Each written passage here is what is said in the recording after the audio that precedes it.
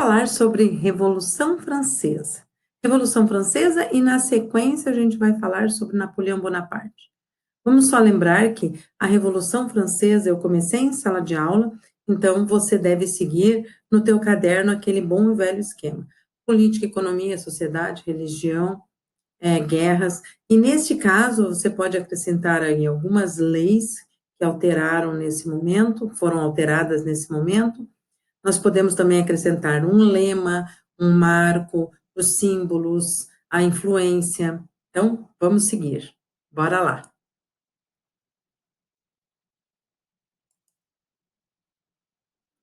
Revolução Francesa, ela dura anos, ela começa em 1789 e vai até 1799. Lembre-se que revolução, a palavra revolução, significa mudança, mudanças radicais aonde? Na política, na economia e na sociedade. Na política, de maneira geral, nós temos a mudança de um sistema, é o fim da monarquia absolutista. Já nas questões econômicas, é o início da industrialização. E nas sociais, é a burguesia com maior participação. A burguesia vai ter participação na política, na economia e um destaque social. Um contexto. O contexto nós podemos dividi-lo em macro e micro. Macro, eu tenho uma ideia do que está rolando no mundo e micro, o que está rolando na França. Então, bora lá. Macro, a Revolução Industrial da Inglaterra é têxtil e já começou. A independência dos Estados Unidos já aconteceu. E o iluminismo, que é o século do iluminismo, o século XVIII, está acontecendo. As influências dele, inclusive na França. E de forma micro, o que está acontecendo na França nesse momento? Nós temos problemas sociais devido à divisão social, nós temos problemas econômicos relacionados a um inverno rigoroso, que diminui a possibilidade de agricultura. Nós temos guerras que custaram muito caro para a França, a Guerra dos 7 Anos e a Guerra de Independência dos Estados Unidos. Nós temos o excesso de festas da nobreza, com um gasto altíssimo. E nós temos a falta de protecionismo alfandegário, que o governo francês não tem feito isso. E aí vai ajudar a quebrar a economia francesa. Até porque os produtos da Revolução Industrial Inglesa vão entrar sem protecionismo. E nós temos aí, portanto, a crise do absolutismo com um governo insensível a todos esses problemas que a gente viu aí. Insensível aos problemas sociais, insensível à crise econômica, à falta de protecionismo. E nessa tela eu gostaria de fazer um comentário extra para vocês, que é a questão dos relaciones. Aqui eu gostaria que você pensasse no seguinte: eu tenho 3 relaciones aqui.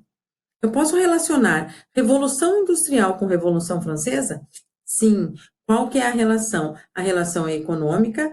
A França não tem protecionismo. Significa que os produtos que vêm da Inglaterra entram sem protecionismo e quebram o início dessa industrialização, somando aí a crise econômica que vai culminar com a Revolução Francesa.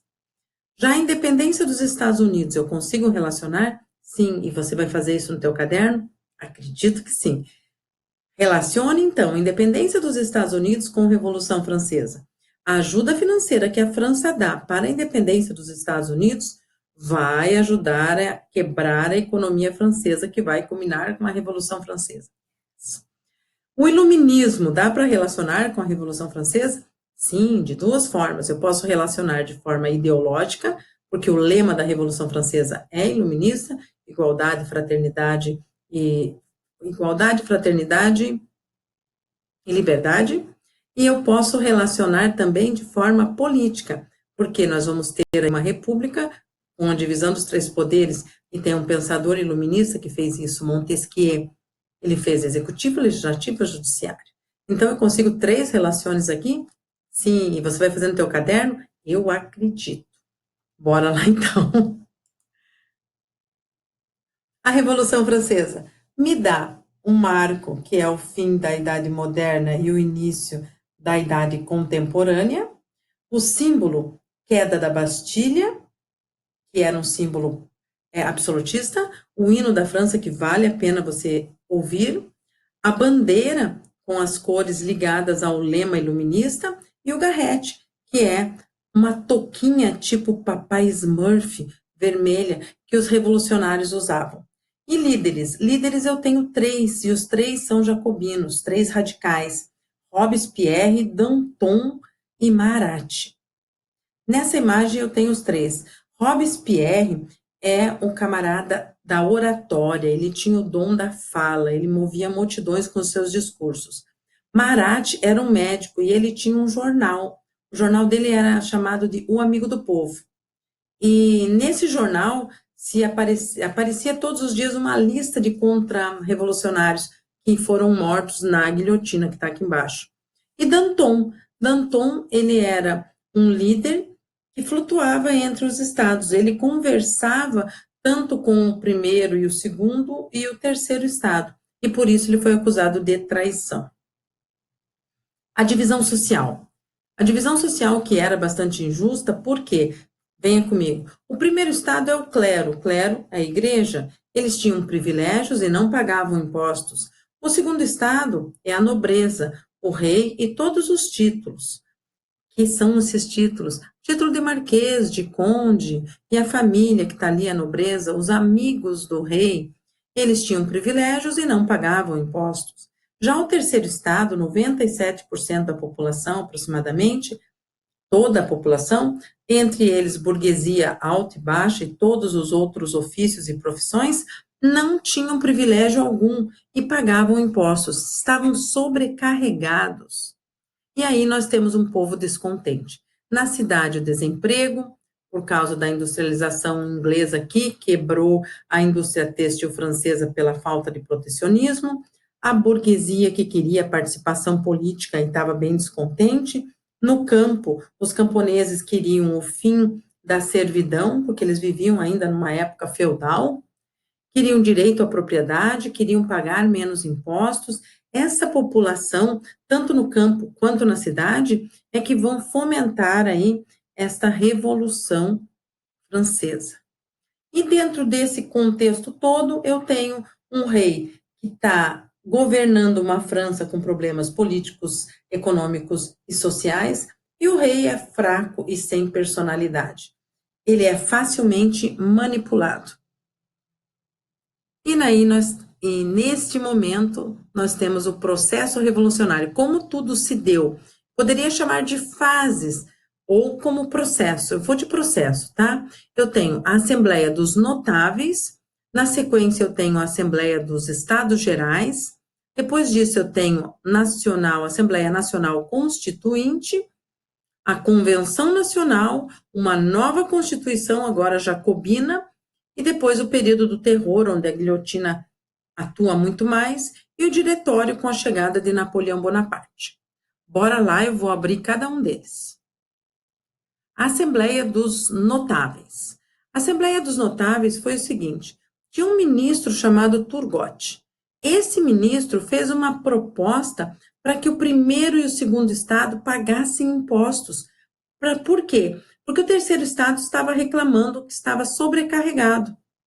E aí, esse ministro chamou a galera e conversou, e falou, olha, vamos fazer uma revolução, vamos fazer uma reforma tributária, vamos cobrar impostos de vocês.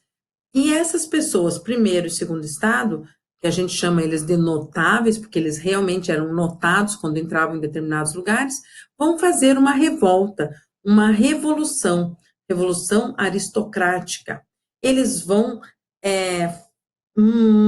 falar sobre ou reclamar, eles vão fazer uma reação contra a cobrança de impostos. Isso vai gerar um problema bem grande, porque a partir de então, nós vamos ter a Assembleia dos Estados Gerais. Já que os notáveis não querem pagar impostos, agora vamos nos reunir para conversar sobre quem vai se reunir, o primeiro, o segundo e o terceiro estado.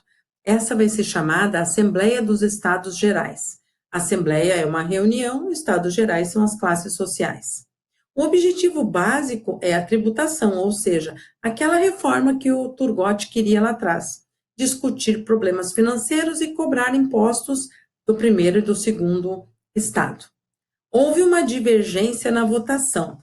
Perceba comigo, a divergência está no seguinte: se o primeiro e o segundo estado votam juntos, o terceiro será sempre voto vencido. Então, o que é que o terceiro quer? O terceiro estado quer que o voto seja por cabeça, ou seja, por deputado, e não por estado. Porque se for por estado, o primeiro e o segundo sempre vencem. Se for por deputado ou pelo número de cabeças, o terceiro tem uma chance, porque aí pelo número, lembrando que eles são 97% da população. E aí essa divergência vai gerar desordem, e o rei, então, vai pôr fim a esta Assembleia. O que vai acontecer, então, é a Assembleia Nacional. O terceiro Estado, Assembleia Nacional Constituinte, o terceiro Estado, ele não vai aceitar ficar longe do governo. O que ele vai fazer? Eles vão se autoproclamarem Assembleia Nacional Constituinte, ou seja, vão fazer leis, lembrando que a Assembleia Nacional é uma reunião nacional, e a ideia de constituinte é o conjunto de leis. Eles vão fazer um juramento e só vão se separar depois que essa Assembleia, essa reunião, gerar frutos, ou seja, as leis. Eles vão criar a Guarda Nacional, que é uma milícia, para resistir aos avanços militares do rei. E nós teremos aí, então, a queda da Bastilha, ou seja, esta milícia criada pela Assembleia Nacional Constituinte vai derrubar a Bastilha. A Bastilha é um dos símbolos, né?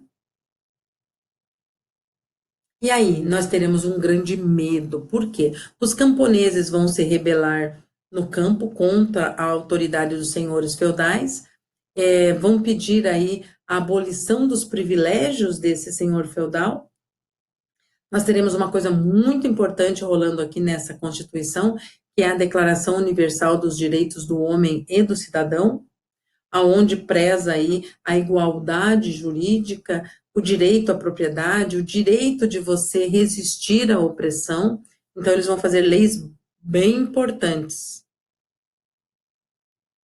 Eles vão instituir, vão fazer a instituição civil do clero. O que significa isso? Significa que eles vão confiscar os bens da igreja, que os membros da igreja vão passar a ser funcionários do Estado e que a igreja está subordinada ao Estado, não está mais no topo da pirâmide.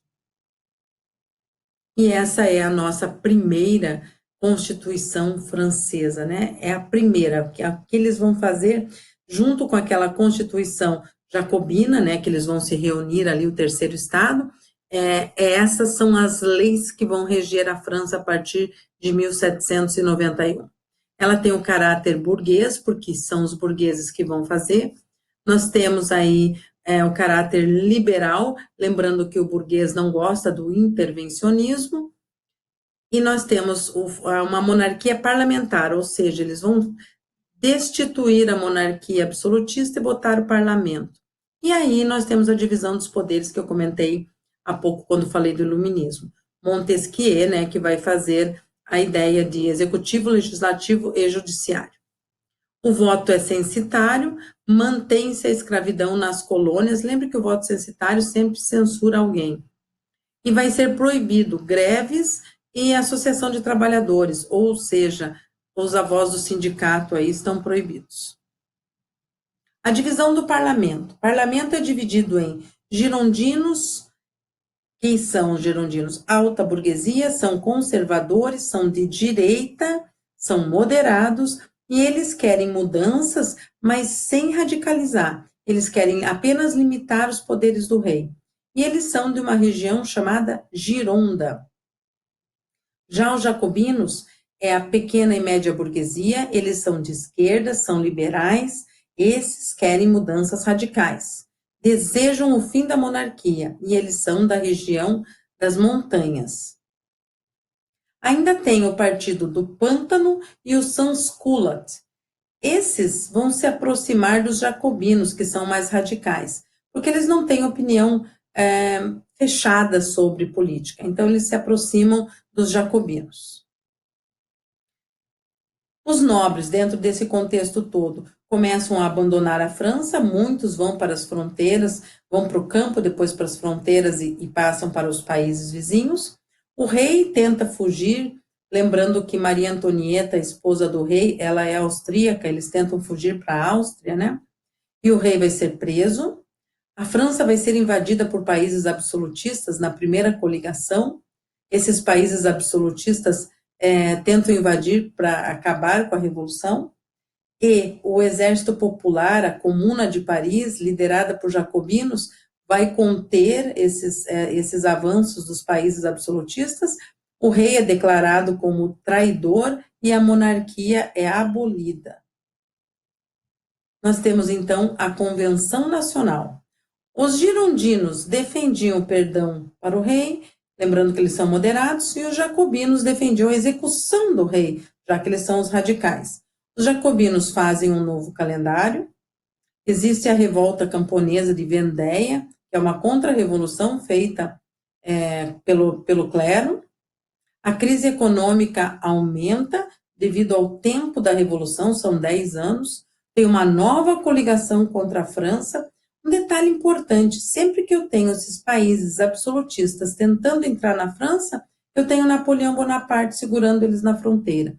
Então, eu posso dizer que essa revolução, ela acontece em 3 momentos, ou em 3 lugares, né, geograficamente falando. Eu tenho ela acontecendo na cidade, eu tenho ela acontecendo no campo, e eu tenho ela acontecendo na fronteira. E aí eu tenho uma nova Constituição. O governo passa a ser republicano, já que o rei foi abolida a monarquia, sufrágio universal, diria voto então, né, voto universal, abolição da escravidão nas colônias. Aí eu tenho três utensilagens importantes, 3 aparelhos